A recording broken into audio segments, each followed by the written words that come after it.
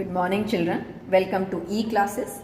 आज Hindi textual portion में हम आगे बढ़ रहे हैं 12th चैप्टर की तरफ। रानी, ऐसे तो लगता है कि रानी मतलब रानी, राजा की पत्नी या किसी राज्य की रानी, है ना। लेकिन यहाँ पे रानी किसी व्यक्ति या स्त्री का नाम नहीं दिया गया है। ये रानी एक घोड़ी का नाम है, ठीक है। इसकी लेखिका कौन है? महादेवी वर्मा। ये बहुत ही कोई ऐसा इनडायरेक्ट मीनिंग गहरा हो ऐसी कोई कहानी नहीं है। एक घोड़ी की इसमें छोटी सी कहानी बताई गई है कि वह एक जगह थी, वहाँ पर नेचुरली आपको पता है जहाँ घोड़ों को संभाल के या इकट्ठा करके रखा जाता है, घोड़ों का आवास जिसे कहा जाता है अस्तबल, उसे एक जगह से दूसरी जगह लाया जाता है और एक घर में यानी कि लेखिका के घर में उसका पालन पोषण होता है और आगे चलकर वह किस तरह सबका दिल जीत लेती है परिवार में, उससे संबंधित ये छोटी सी कहानी है। पहले इंट्रोडक्शन की लास्ट पैराग्राफ हम देख लेंगे और थोड़ा सा इसमें कुछ अंडरलाइन भी करना पड़ेगा आपको। यहाँ रानी नामक एक घोड़ी उनके दो साथी निक्की और रोजी के साथ आई है, सम्मिलित है, जिसका बड़ा मार्मिक और भावुकतापूर्ण शैली में चित्रण किया है। ये आप अंडरलाइन कर लेंगे। कई बार इंट्रोडक्शन में से भी कुछ क्वेश्चन पूछे जाते हैं, है ना। नेवला और कुत्ती, यहाँ निक्की नेवले का नाम है और रोजी एक छोटी कुतिया का नाम है। घोड़ी हमारे सामने ही है।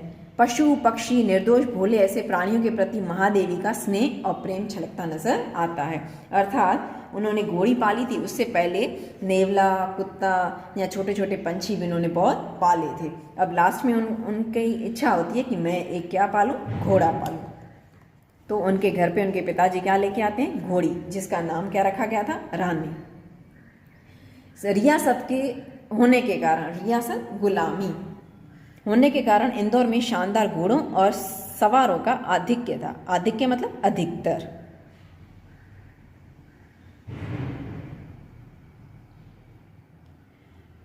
इसके अतिरिक्त हम अंग्रेजों के बच्चों को छोटे टट्टुओं या सफेद गधों जिसकी जाति के संबंध में रामा ने हमारा ज्ञानवर्धन किया था। रामा ये इनके नौकर का नाम है और ज्ञानवर्धन का मीनिंग होता है ज्ञान को बढ़ाने वाला। पर घूमते देखते थे। अंग्रेज, पता है आपको, जब लेखिका छोटी थी तब अंग्रेज़ों का राज्य था, हमारा देश गुलाम था। तब इन्होंने देखा था कि छोटे छोटे गधों के ऊपर ये लोग बच्चों को क्या करते थे? सवारी कराते थे, जिसके बारे में रामा ने, इनके नौकर ने, इनको ज्ञान दिया था कि ये लोग किस प्रकार टट्टू या सफ़ेद गधों के ऊपर सवारी करते हुए नजर आते हैं। रामा की कहानियों में तो राजा अपराधियों को गधे पर चढ़ाकर देश निकाला देता था। रामा कैसी कहानियां सुनाता था कि जिससे राजा के राज्य में किसी व्यक्ति ने अपराध किया है, दोष किया है, ठीक है, तो उससे सजा देने के लिए पूरे गांव में या पूरे राज्य में किस पर सवार होकर घूमना पड़ता था उस व्यक्ति को? गधे के ऊपर, क्योंकि गधा जो है बेवकूफ़ी का प्रतीक माना जाता है ना। तो इस व्यक्ति ने बहुत बड़ा अपराध किया है, ये दिखाने के लिए, पूरे समाज को उसमें दंडित करने के लिए सफ़ेद घोड़े पे बैठा के उसे सवारी करवाई जाती थी और इस प्रकार से पनिशमेंट दी जाती थी। इन्हें गधों पर बैठकर प्रसन्नता से घूमते देखकर विश्वास करना कठिन था, क्योंकि रामा ने बताया था कि जिसने अपराध किया हो वो सफ़ेद गधे पर बैठ के क्या करता है? सवारी करता है और दंड भुगतता है। लेकिन ये जो अंग्रेज के बच्चे थे, ये तो खुशी खुशी से क्या करते थे? बैठे रहते थे, सवारी करते थे। तो लगता ही नहीं था कि इन्होंने अपराध किया है, क्योंकि बच्चों के मन में तो बचपन में जो बात एक बार बैठा दी गई वो बैठ जाती है हमेशा के लिए। कहा कि रामा तुम तो कहते हो अपराधियों को बैठाया जाता है गधे के ऊपर, और वो तो जब पनिशमेंट इंसान भुगतता है तो थोड़ी ना खुशी खुशी से भुगतेगा। इनको क्या पनिशमेंट मिली है जो इतनी खुशी से, ये तो खुशी से सवारी कर रहे हैं। करना कठिन था कि इन्हें दंड मिला है। रामा के पास हमारी जिज्ञासा का समाधान था। जिज्ञासा मतलब जानने की इच्छा, और समाधान का मीनिंग होता है सॉल्यूशन था।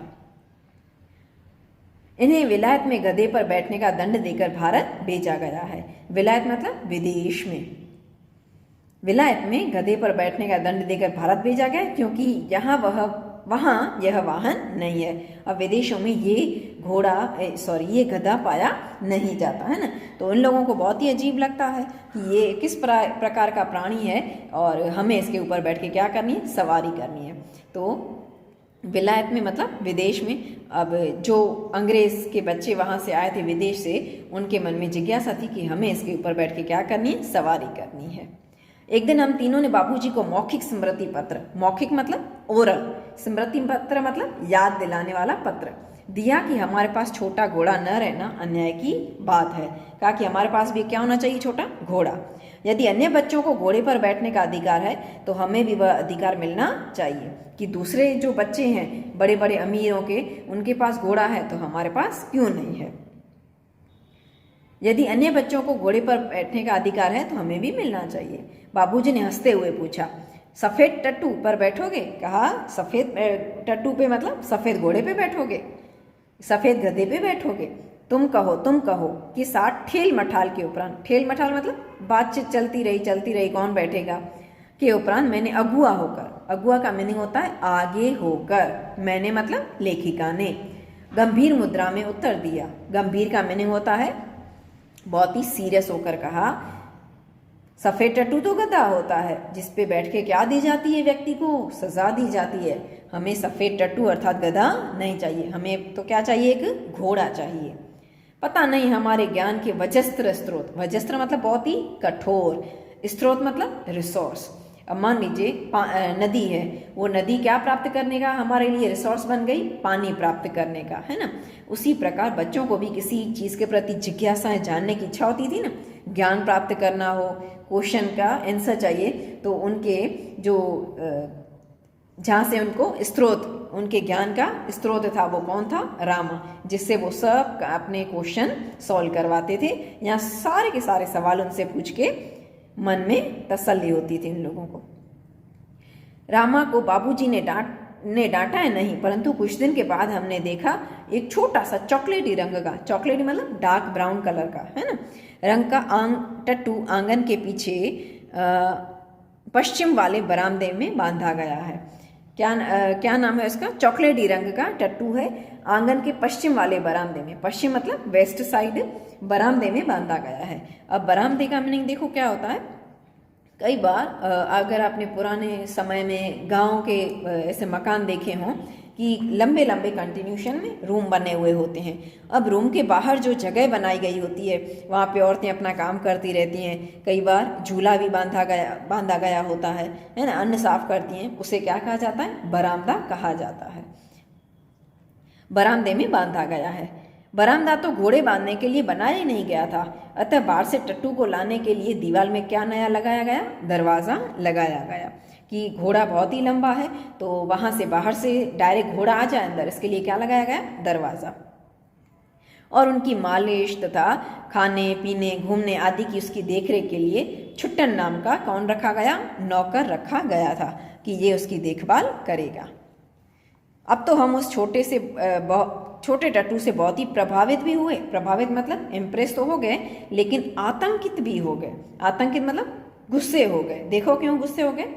हमारे तथा हमारे अन्य साथी जीवों के लिए न मकान में कोई परिवर्तन हुआ, कोई विशेष नौकर भी नहीं रखा गया था। अब कहा कि इतने सारे पहले हमने पशु पक्षी पाले हैं, उनकी सेवा चाकरी करने के लिए तो कोई नहीं था। अब ये क्या कोई खास गधा या घोड़ा है जिसके लिए नौकर रखा गया, मालिश घुमाना फिराना सब, और एक दरवाज़ा तक लगाया गया दीवार तोड़वाकर। रामा को तो नौकर कहा नहीं जा सकता क्योंकि वह तो डांटने फटकारने के अतिरिक्त हमारे कान भी खींचता था। रामा बहुत सालों से काम कर रहा था तो इतना हिलमिल गया था बच्चों के साथ, या बच्चे भी इतने हिलमिल गए थे कि लगता नहीं था ये नौकर है। कभी कभी डांट भी देता था गलती करने पे, कभी कान भी खींच लेता था। और हमारी खिड़की तक दरवाजे में परिवर्तित नहीं हो सकी थी। एक छोटी सी खिड़की थी, उससे देखिए इन्हें क्या तकलीफ थी, जिससे हम रोजी और निक्की के साथ कूदने के कष्ट से मुक्त हो सकते। अब रोजी और निक्की ये बताए ना, एक छोटा सा नेवला और कुतिया का नाम है। ये लोग खिड़की से क्या करते थे, कूदते थे। तो कूदते थे, जब ये सोए रहते थे बच्चे तब बहुत ही हैरान होते थे। तो अगर दरवाज़ा होता उस खिड़की के बदले, अब देखो कुतिया है वो भी छोटा बच्चा है, नेवला है वो भी छोटा बच्चा है, तो वो कूद के अंदर आ जाते थे। यदि पिताजी उसकी जगह दरवाज़ा बना देते तो उसको बंद करके रख सकते थे, लेकिन इतनी भी सुविधा उन्हें दी नहीं गई थी। बाबूजी से यह सुनकर भी कि वह टट्टू हमारी सवारी के लिए आया है, हम सब 4-5 दिन उससे रुष्ट और अप्रसन्न ही रहे। रुष्ट मतलब क्रोधित रहे और अप्रसन्न मतलब नाखुशी रहे। परंतु अंत में उसने हमारी मित्रता प्राप्त कर ली। मित्रता मतलब हमारी दोस्ती प्राप्त कर ली। हम सब 4-5 दिन उससे रुष्ट। रामा ने उसका नाम पूछने पर ज्ञात हुआ कि उसे ताज रानी कह के पुकारा जाता है। क्या नाम है? ताज रानी।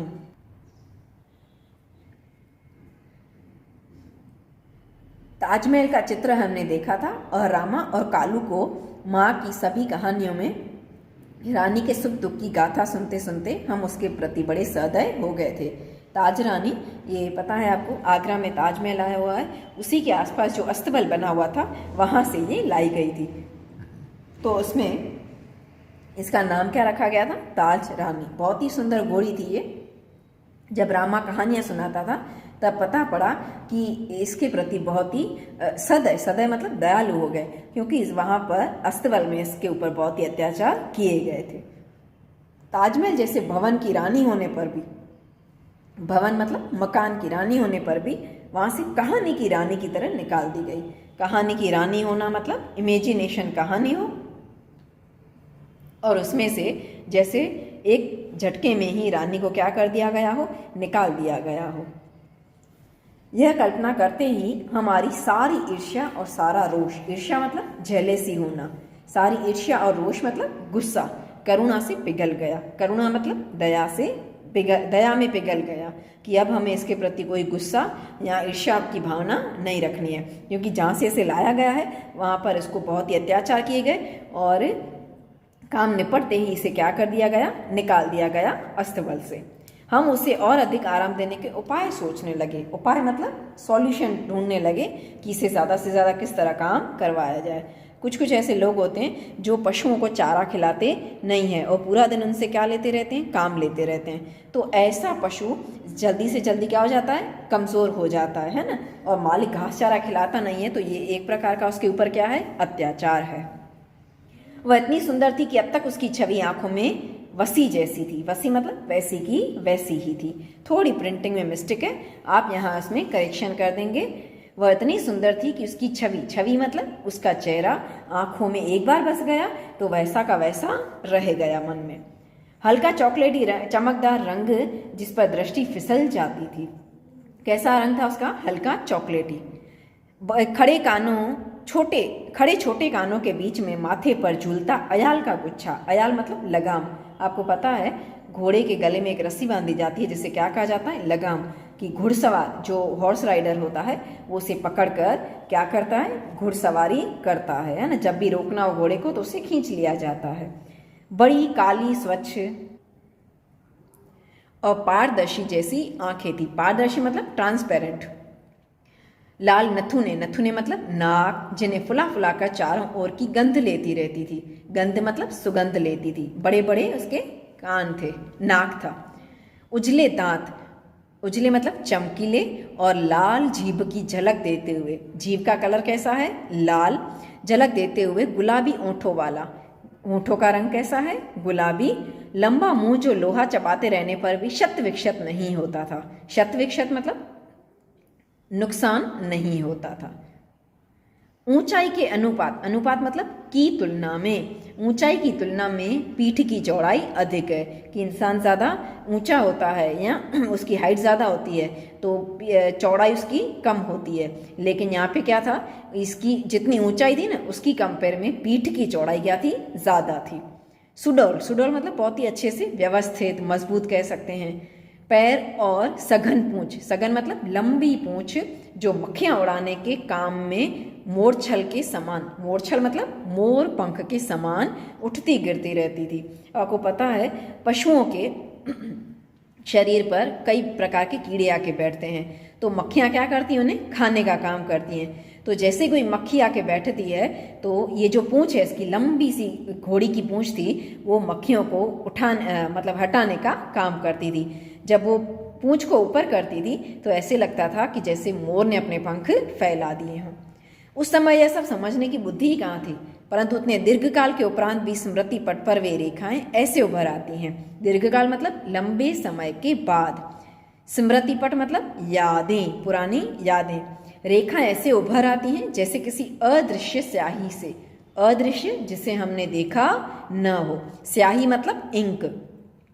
लिखे अक्षर अग्नि के ताप से प्रत्यक्ष होने लगते हैं। अक्षर मतलब अक्षर, अल्फाबेट्स, अग्नि के ताप, अग्नि का ताप मतलब आग की गर्मी, प्रत्यक्ष होने लगते हैं। प्रत्यक्ष मतलब हमारे सामने आ जाते हैं। जब भी उन बातों को, उन स्मृतियों को याद करती हूँ तो ऐसे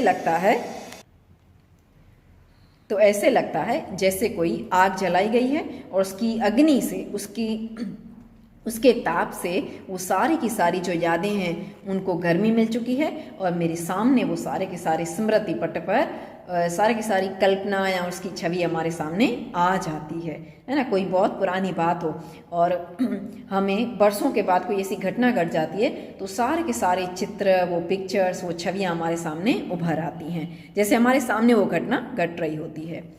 हम बार बार सोचते हैं कि वह कुछ और छोटी क्यों नहीं हुई। हम रोजी और निक्की के समान उसे भी अपने कहाँ रख लेते, कमरे में रख लेते। थोड़ी छोटी होती तो उसे कमरे में ले जाना आसान होता, लेकिन वो लंबी और चौड़ी है। रानी को अपने कमरे में ले जाना संभव ही नहीं था, अतः अस्तबल बना हुआ बरामदा हमारी अराजकता का कार्यालय बन गया। जहाँ बरामदे में उसे बांधा गया था, ये इसके लिए क्या बन गया था, अस्तबल। अस्तबल का मीनिंग पहले भी बता चुकी हूँ, जहाँ घोड़ों को बांध के रखा जाता है। अराजकता मतलब जब भी उसके साथ लड़ाई झगड़ा मस्ती मजाक करना हो तो वहीं पे हम लोग उसके साथ मजाक करने चले जाते थे। यहाँ तक हमने पार्ट 1 कर लिया है। आगे का जो चैप्टर है वो हम पार्ट 2 में करेंगे। ओके बेटे, थैंक यू।